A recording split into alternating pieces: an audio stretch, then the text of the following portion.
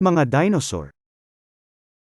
Extinct sa Cretaceous, 65 milyong taon na ang nakalilipas, ang mga dinosaur ay nakakuha ng atensyon mula sa pinakamaliit hanggang sa mga dinosaur paleontologist.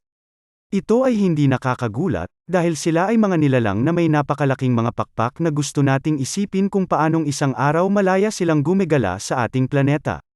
Ang mga pinagmulan nito ay bumalik sa humigit kumulang 240-238 milyong taon na ang nakalilipas, kung kaya't sila ay mga vertebrates.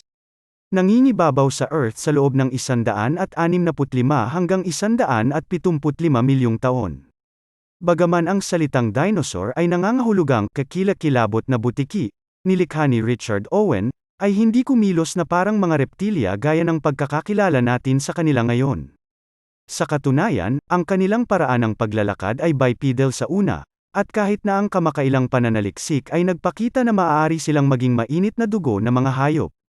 Sa isang mataas na metabolismo, malayo sa kung ano ang inaasahan mula sa isang malaking hayop, sila ay magiging mas maliksi at mas mabilis na umangkop sa mga pagbabago kaysa sa inaasahan.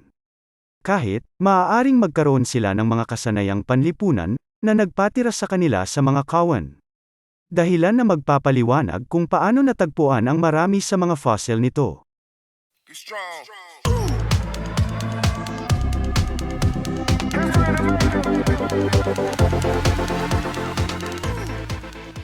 Isang buod ng mga simula at hitsura ng mga dinosaur. Lumitaw ang mga dinosaur sa pagtatapos ng panahon ng Triassic. Ang mga inapo ng mga archosaur, ang parehong mga kung saan bumababa ang mga buwaya at ibon. Bumangon sila 20 milyong taon pagkatapos ng malaking pagkalipol ng Permian-Triassic, na nag-alis ng 75% ng buhay na umiiral sa planeta. Hindi alam kung ano ang sanhi ng pagkalipol na ito, ngunit ang buhay ay tumagal ng mahabang panahon upang mabawi dahil sa malaking epekto nito. Ang panahon kung saan sila umiral ay ang Mesozoic, kilala rin bilang ang edad ng mga dinosaur. Ito ay umaabot mula 225 hanggang 65 milyong taon na ang nakalilipas. Sinasakop nito ang bahagi ng Triassic, at lahat ng Jurassic at Cretaceous. Ang isa sa mga unang dinosaur ay ang Earaptor, isang bipedal predator. Ito ay itinuturing na karaniwang ninuno ng lahat ng mga dinosaur na umiral.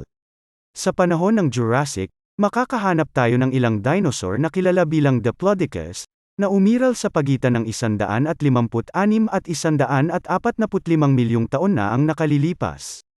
Ang sikat na Tyrannosaurus rex ay isa sa mga huling species na umiral sa halip, nabuhay ito sa dulo ng Cretaceous, sa pagitan ng 68 at 66 na milyong taon na ang nakalilipas.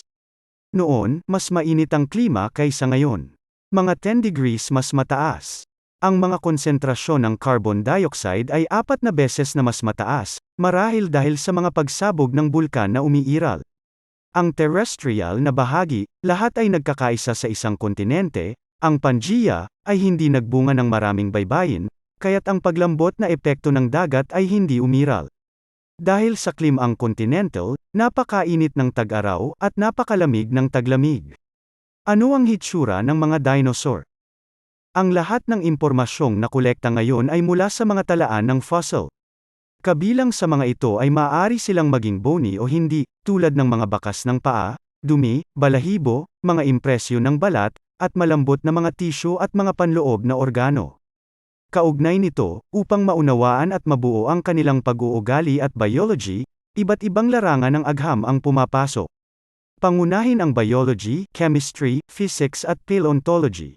Sa lahat ng mga ito, mula sa mga record na natagpuan, na isinasaalang-alang ang kaalaman na mayroon tayo ngayon tungkol sa iba pang mga reptilya, mga ibon, at maging sa pisika upang tukuyin ang kanilang biomechanics, mas mauunawaan natin kung ano sila. Gaano kalaki ang mga dinosaur? Naobserbahan na ang laki ng mga dinosaur ay nagbago sa pagitan ng iba't ibang panahon na umiral at ang rehiyon. Halimbawa, 80% ng mga dinosaur na natagpuan sa Morrison Formation, sa kanlurang Estados Unidos at kung saan natagpuan ang mga unang fossil noong 1877, ay nailalarawan sa pamamagitan ng Stegosaurus at Sauropod. Ang huli ay may tinatayang average na timbang na 20 tonelada, bilang ang pinakamalaking dinosaur na umiral. Ang mga fossil na natagpuan doon ay nabibilang sa Jurassic.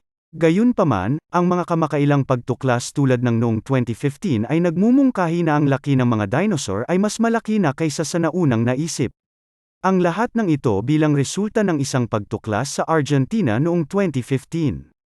Isang bagong balangkas ng dinosaur ang natuklasan, ang Agentia prima. Tinatayang umiral ito sa pagitan ng 228 at 201 milyong taon na ang nakalilipas, sa Triassic. Tinataya rin na ang mga sukat nito ay mga 8 hanggang 10 metro ang haba, na may average na bigat na 9 na tonelada.